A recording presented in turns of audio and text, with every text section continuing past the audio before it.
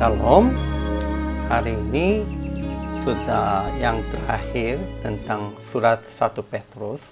Hari ini pasalnya 5. Paragraf yang pertama ayat 1 sampai 11. Petrus nasihat kepada para penatua akan menjadi teladan, juga memesan kepada orang yang muda akan tunduk kepada Tuhan dan tua-tua. Kita akan ditinggikannya pada waktunya dan rendahkan diri di bawah tangan Tuhan yang kuat. Ia akan meninggikan kita pada waktunya. Paragraf yang kedua ayat 12 sampai 14. Petrus menguatkan saudara-saudara dan memesan salam seorang kepada yang lain dengan cium yang kudus dan memberkati mereka. Oke, kesimpulannya. Akhirnya Petrus menasehati jemaat-jemaat. Dia memesan kepada para penatua akan menjadi teladan, juga memesan kepada orang yang muda akan tunduk kepada Tuhan dan tua-tua. Yesus telah memberi teladan tentang seorang pemimpin rendah hati dengan membasuhkan kaki murid-muridnya. Pemimpin gereja tidak perlu buat seolah-olah mau memerintah atau sejemaat, dan orang yang buta pun tunduk kepada pemimpin dengan rendah hati. Selama ratusan tahun, gereja yang murni menjaga itu, sambil lari dan bersembunyi ke kuburan.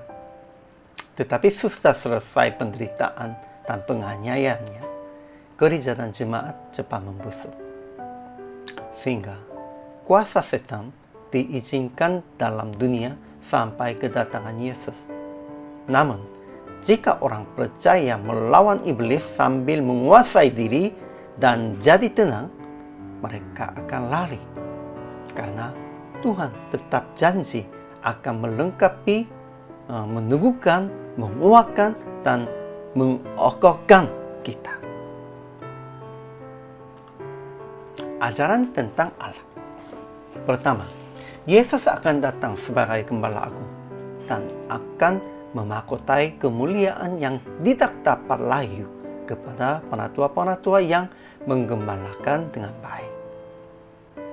Kedua, ia akan meninggikan orang percaya yang merendahkan diri di bawah tangannya yang kuat itu pada waktunya. Ketiga, Allah sumber segala kasih karunia yang telah memanggil kita dalam Kristus akan melengkapi, meneguhkan, menguatkan, dan mengokohkan kita sesudah kita menderita seketika lamanya. Ajaran bagi kita.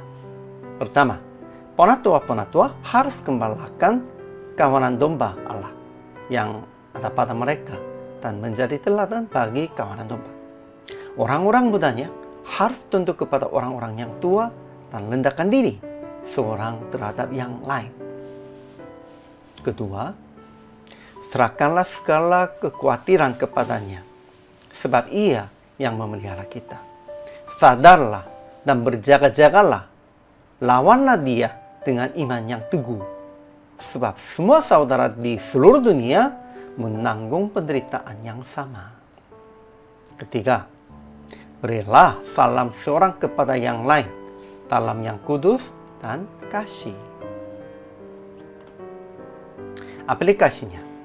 Pertama, memelihara sesama sama seperti gembalakan kawanan domba Allah. Namun, juga tunduk kepada orang-orang yang tua dan rendahkan diri seorang terhadap yang lain. Kedua, jangan khawatir dan melawan dunia dengan iman yang teguh. Sebab semua saudara di seluruh dunia menanggung penderitaan yang sama. Ketiga, berilah salam seorang kepada yang lain dalam yang kudus dan kasih.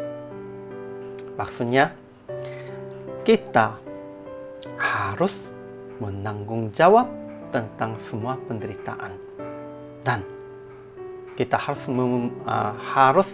menggembalakan dan memelihara sesama, dan di depan orang yang lain kita harus tunduk dan rendahkan diri. Ini penting. PR praktiknya. Mencukupi keperluan seorang yang perlu bantuan, Namun sembunyikan hal itu dengan merendahkan diri. Kita harus menolong mereka. Namun, janganlah bermegah atau janganlah itu berbangga tentang itu ya. Kita harus sembunyikan hal itu dengan merendahkan diri. Hari ini juga, selama melayani sebagai seorang hamba Tuhan yang rajin dan cukup taatnya. Tuhan memberkati.